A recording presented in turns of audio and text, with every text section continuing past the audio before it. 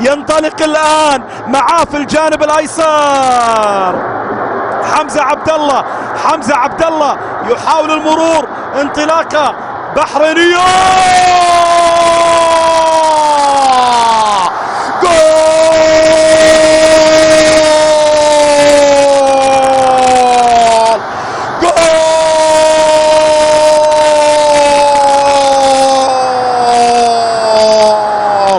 البحرين تسجل.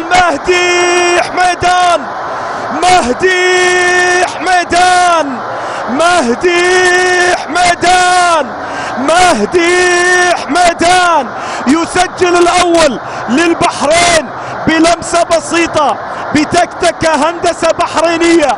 إذن 1-0 البحرين تتقدم، البحرين تسجل الأول.